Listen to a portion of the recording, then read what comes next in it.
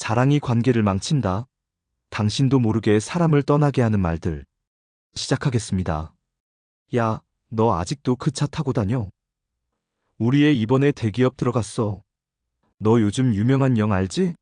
나 사실 걔하고 친해. 이런 말들 한 번쯤 들어본 적 있지 않나요? 또는 무심코 해본 적도 있을지 모릅니다.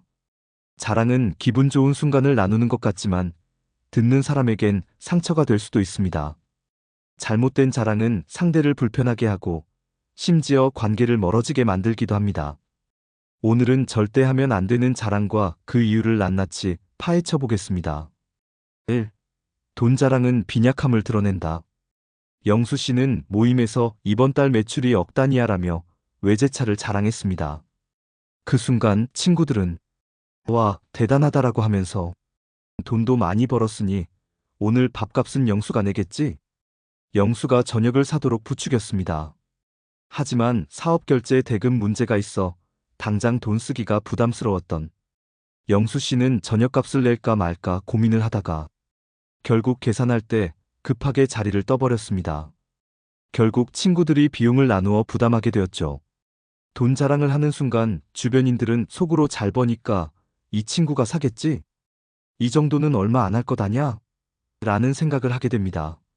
사람들은 당신이 가진 돈을 어떻게 어렵게 번 것인지 보다는 그 돈을 어떻게 자신에게 사용하고 조금이나마 나에게 이득이 되는지 더 관심을 가지기 마련입니다. 돈 자랑은 결국 사람들 사이에 거리감을 만들고 당신을 더욱 외롭게 만듭니다. 소크라테스는 이렇게 말했습니다. 부유함이 진정한 행복을 의미하지 않는다. 자아는 외부의 것들로 완성되지 않는다. 2. 자식 자랑은 비교와 상처를 만든다. 영란 씨는 우리 애가 대기업에 합격했어. 라며 자랑했습니다. 다른 엄마들은 겉으로는 축하했지만 속으로는 내 자식은 언제 취업할까?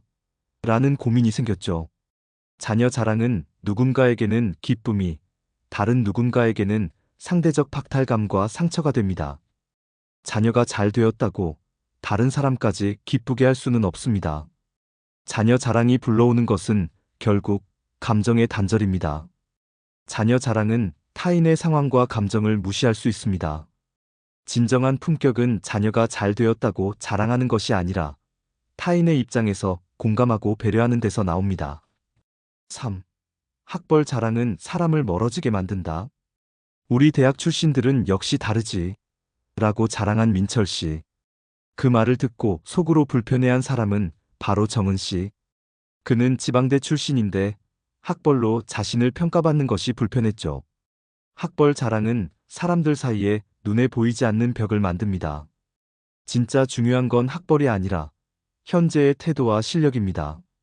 학벌로 사람을 평가하는 순간 당신의 품격은 사라지고 상대를 위축시키기만 합니다. 플라톤은 이렇게 말했습니다.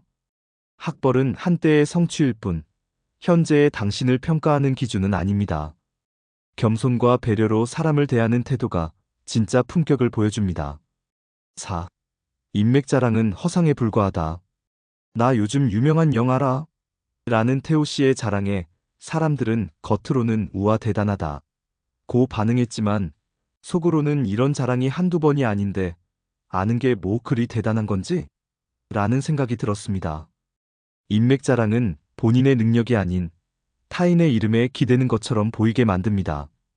진짜 영향력은 유명 인사들과의 친분에서 나오는 것이 아닙니다. 당신이 누구와 친한지가 아니라 당신이 어떤 사람인지를 보여줘야 합니다.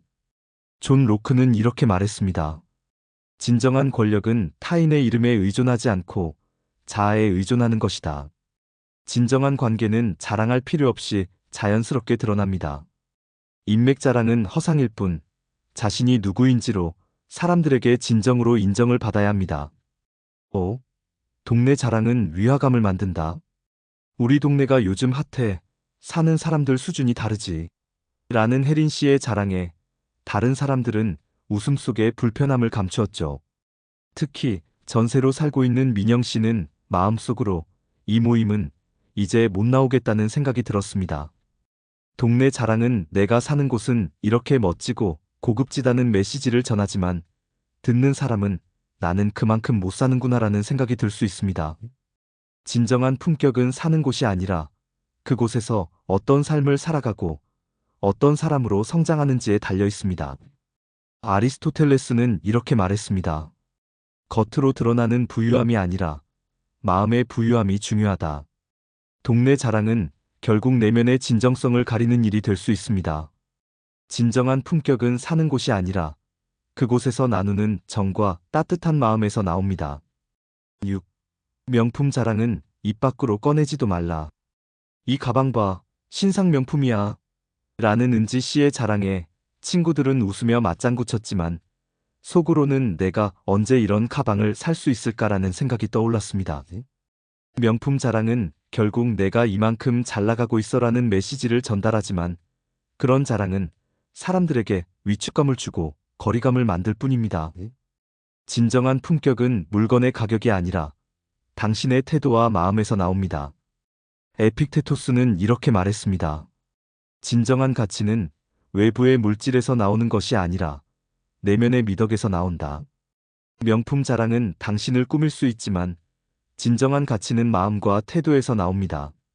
진정한 품격은 물건의 가격표가 아니라 그 물건을 가지고 어떤 삶을 살아가는지가 중요합니다. 결론 자랑. 그 달콤한 독을 피하라. 우리는 때때로 자신의 성취나 소유를 드러내고 싶은 유혹을 느낍니다. 하지만 자랑은 순간의 만족일 뿐 결국 상대의 마음을 닫게 만들고 관계를 소원하게 합니다. 사람들은 당신이 가진 것이나 아는 사람보다 당신이 어떤 태도로 살아가고 어떤 마음을 나누는지를 더 중요하게 여깁니다.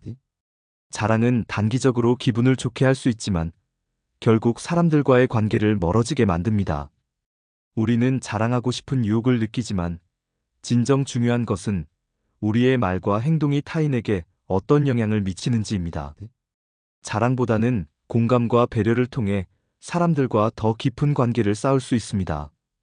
오늘부터는 자랑 대신 따뜻한 말 한마디로 사람들의 마음을 감싸보세요.